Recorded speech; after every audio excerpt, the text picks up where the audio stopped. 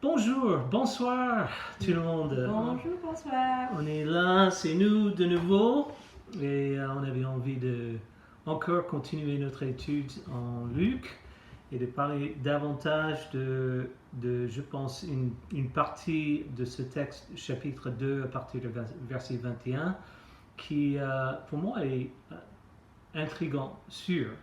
Et c'est le fait est on ne connaît pas beaucoup de l'enfance de Jésus.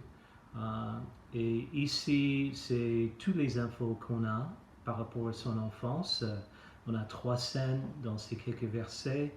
Une scène le 8e jour de son enfance, une scène un mois plus tard, ou 33 jours plus tard, et puis une scène où Jésus il avait 12 ans.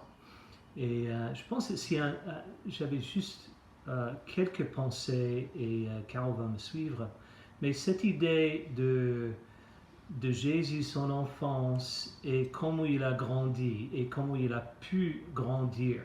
Et je voulais surtout parler aux parents, et puis vers la fin de parler aux enfants élevés dans l'Église. Et ça, c'est ce qu'on va faire. Mais en Luc 2, 40, la Bible dit, Jésus, l'enfant, grandissait, se fortifiait en esprit, il était rempli de sagesse et la grâce de Dieu était sur lui. Et je vais juste parler aux parents pendant quelques moments ici.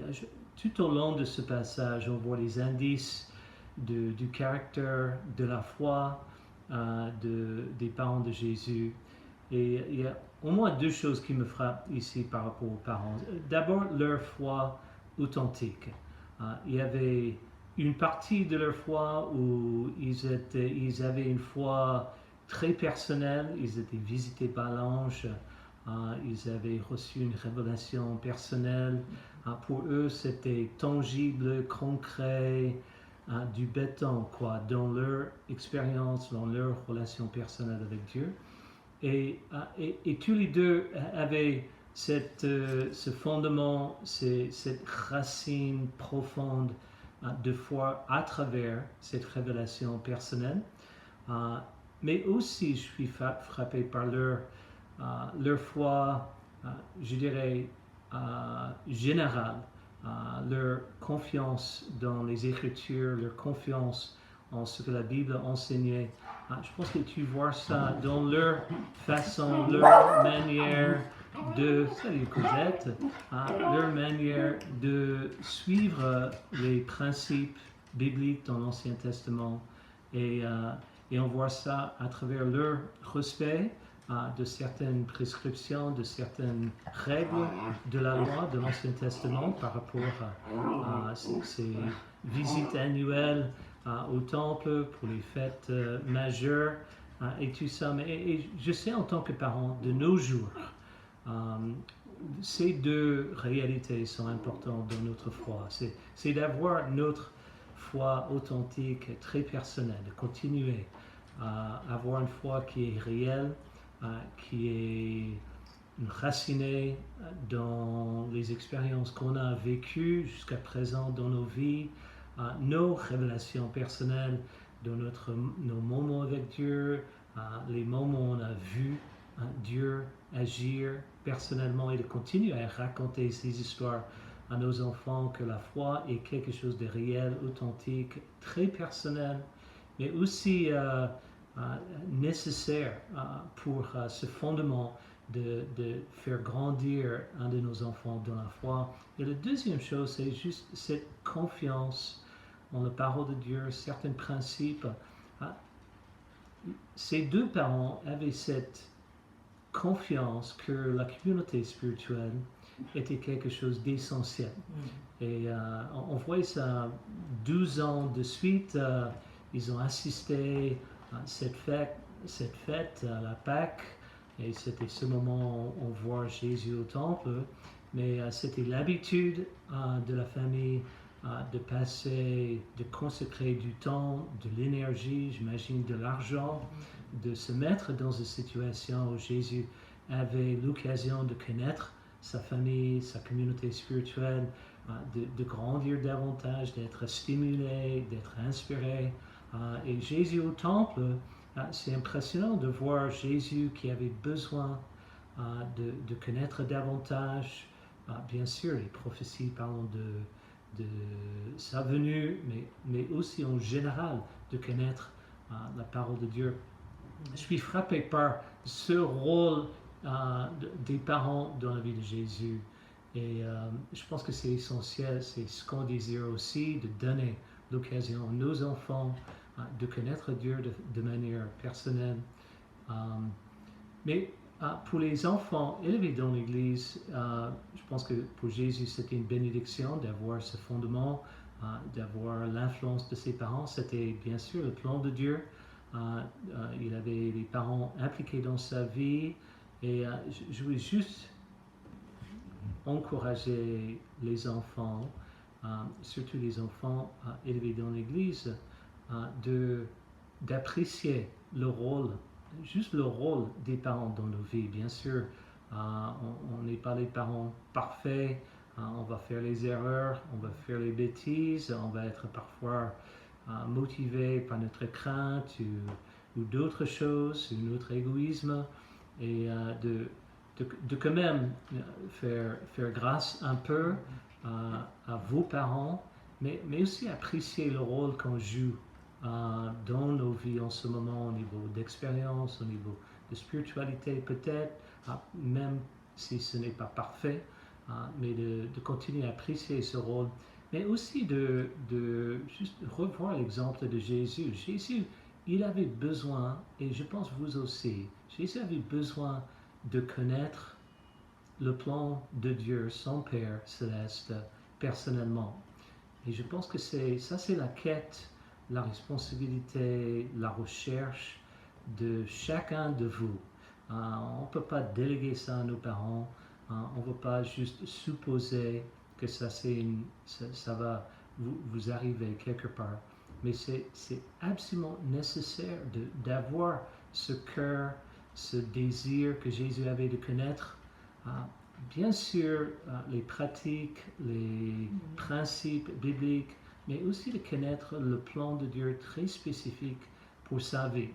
Et je pense que le plan de Dieu en général est bien sûr d'apprendre à aimer notre Père Céleste de tout notre cœur, d'aimer les autres autour de nous. Ça, c'est toujours son plan. Mais aussi ce plan de sauver le monde et de changer le monde.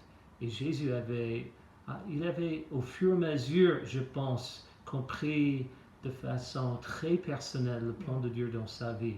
Et ça, c'est ce qui me frappe cette fois-ci en lisant ces passages. Carole, comme toujours, elle a beaucoup de choses à dire par rapport à ces passages. Merci John pour tes pensées.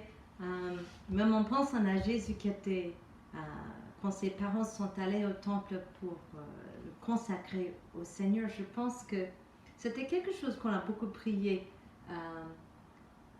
pour nos enfants avant leur naissance, pendant leur enfance, qu'on allait consacrer nos enfants au Seigneur, qu'on allait leur donner un enseignement et aussi un exemple imparfait, mais un exemple de comment aimer Dieu de tout son cœur. Et je me rappelle beaucoup de nos moments de prier ensemble pour nos enfants qui deviennent disciples et qu'on soit les parents assez bons. Et moi, en lisant cette histoire,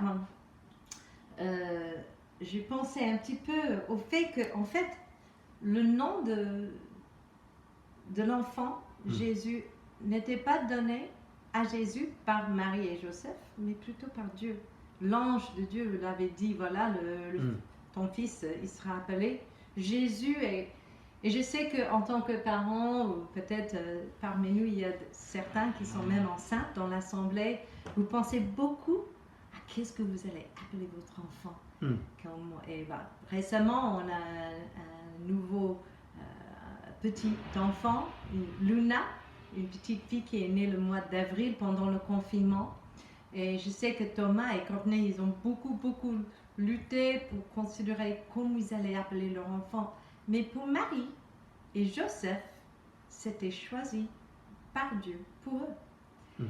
Et j'imagine pendant l'enfance de Jésus, à chaque fois qu'il l'appelait Jésus, viens à table, Jésus, c'est l'heure de sieste, c'est l'heure d'aller au lit, ou voilà, chaque fois qu'il l'appelait pour quoi que ce soit, chaque fois qu'il disait son prénom, c'était un petit rappel que ce n'était pas leur fils seulement, mais c'était le Fils de Dieu. Et leur boulot, en tant que parents, c'était d'élever le Fils de Dieu. Mais en fait, nos enfants sont tous les enfants de Dieu. Et ils sont à être chéris et instruits par nous. Et moi, je pense à Marie aussi pendant la grossesse de Jésus. À chaque fois qu'elle frottait son ventre, caressait le ventre, elle dit « Ah Jésus, comment vas-tu être? Et qu'est-ce qu'on va faire ?» Et elle essaie d'imaginer sa vie avec lui, mais si on connaît déjà le prénom de notre enfant avant sa naissance, je pense qu'on l'appelle son prénom. Je me rappelle, on savait avant la naissance de Thomas qu'il allait être appelé Thomas, parce que j'étais jumelle et mon fils jumeau, il est mort pendant l'accouchement. Et donc toute ma vie, je voulais avoir un fils et que j'appelle mon premier-né Thomas, pour honorer mon frère jumeau qui est mort pendant notre accouchement. Et je me rappelle de ces moments de dire Thomas, j'ai hâte de te connaître, qu'est-ce qu'on va faire dans la vie, de prier pour lui. Et j'imagine que Marie aussi était un peu comme ça pendant sa grossesse. Et quand je pense aussi à Marie sur le chemin de Jérusalem, j'imagine qu'elle racontait un petit peu cette histoire aussi quand elle racontait l'accouchement. Le fait qu'elle elle devait aller à Bethléem à cause d'Édith pour le recensement de l'empire fait par l'empereur Auguste, et qu'elle était prête à accoucher et qu'elle devait faire ce voyage, et toute cette histoire a fait partie un peu de son histoire, de son accouchement, parce qu'en tant que femme, on adore parler de l'accouchement et de nos souffrances et tout ça, et je pense à Marie que probablement elle a ajouté ça à son histoire, qu'elle devait faire ce voyage avant, et quand ils sont arrivés à Bethléem, là, il n'y avait pas de chambre d'hôte, il n'y a pas un endroit pour elle d'accoucher. Elle a commencé ses travaux, et là, elle est là, je dis, je vais accoucher dans la rue. C'est des travaux qui se passent en bas. Qu'est-ce qu'on va faire? On va essayer de continuer. Il y a des travaux en bas, mais Marie, elle a commencé ses travaux. Et j'imagine Joseph en train de courir à droite à gauche, de frapper les portes, de dire « Au secours, ma femme, elle va accoucher, on a besoin d'une chambre. » Et finalement, ils ont trouvé l'étable. Et le Fils de Dieu est né dans une étable. Et son premier lit était un mangeoire. On ne va pas continuer. Oui, c'est pas une minute, mais tu continues. Je vais continuer. Et quand Jésus était consacré au Seigneur, les gens se posaient la question, comment leur fils, est-ce que ça va être après son grand-père, son arrière-grand-père, parce qu'il n'y avait personne, aucun ancêtre qui avait le prénom Jésus. Et typiquement, on veut bien honorer quelqu'un de notre famille. Mais Jésus était le Fils de Dieu, et Dieu a choisi son prénom l'a marqué toute sa vie, et aussi marqué la vie de ses parents. C'est vrai. Et quelle humilité de Dieu de faire en sorte que son enfant est né d'une femme de 14 ans dans une étable, et que son premier lit soit un mangeoire.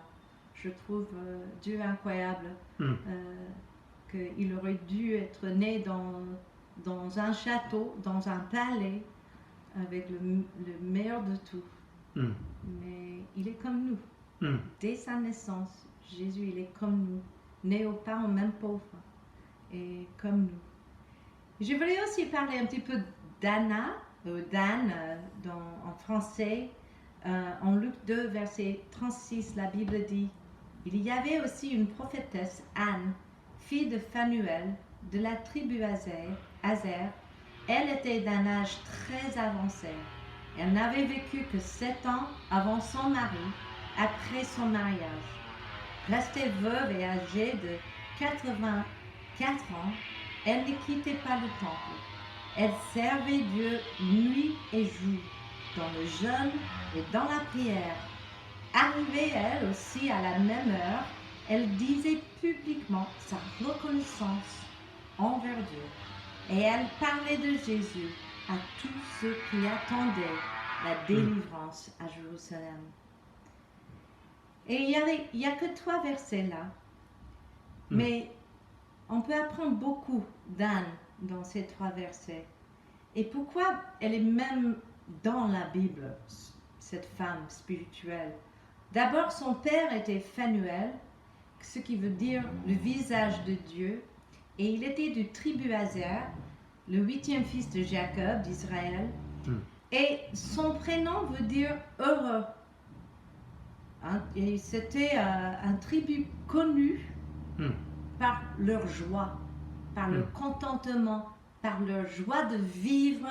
Ils étaient un tribu réputé par tous les autres avec beaucoup d'affection. En fait, la bénédiction de Jacob en Deutéronome dit chapitre 33, verset 24, sur Azé, il dit « Béni soit Azé parmi les fils de Jacob, qu'il soit agréable à ses frères et qui plonge son pied dans l'huile.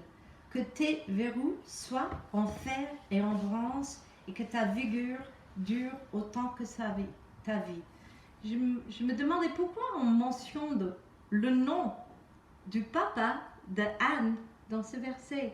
Et je pense que c'est parce que cette tribu était reconnue pour sa joie, sa reconnaissance, sa manière de vivre et qui vraiment, exactement comme la bénédiction de Jacob en Deutéronome, ça décrit les caractéristiques de ce tribu. Et j'ai fait un peu de recherche sur ce tribu ces derniers jours. Et en fait, les filles de ce tribu avaient une réputation aussi, une réputation de spiritualité, de modesté, être modeste, être spirituelle. Elles avaient une réputation à être des très très bonnes mères, des mamans exceptionnelles, les femmes qui élevaient les enfants avec une bonne santé émotionnelle et une bonne santé spirituelle. Et Anne est de cette tribu qui était une vraie communauté, une vraie famille, où il est décrit par sa joie et son contentement. Et c'est intéressant de voir ça parce que aussi dans l'histoire, les prêtres d'Israël choisissaient souvent les filles d'Azer comme femmes pour se marier, grâce à cette réputation spirituelle qu'elles avaient. Et Anne était une telle femme. Et selon ces versets, on sait qu'elle est prophétesse. Et on sait aussi qu'elle était une femme qui a vécu jusqu'à un âge très avancé.